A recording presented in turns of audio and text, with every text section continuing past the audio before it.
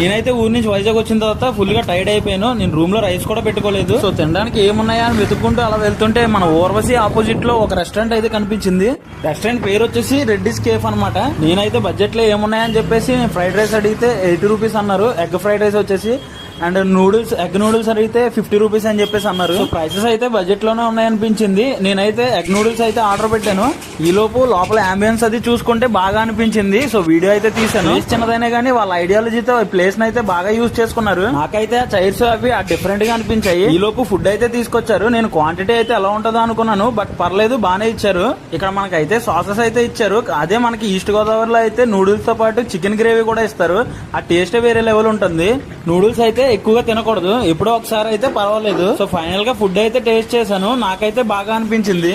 Rating అయితే 10/7 ఇవ్వచ్చు. Thank you for watching guys. ఈ వీడియో మీకు నచ్చినట్టయితే లైక్ చేయండి, షేర్ చేయండి, అలాగే సబ్స్క్రైబ్ చేసుకోవడం మర్చిపోద్దు.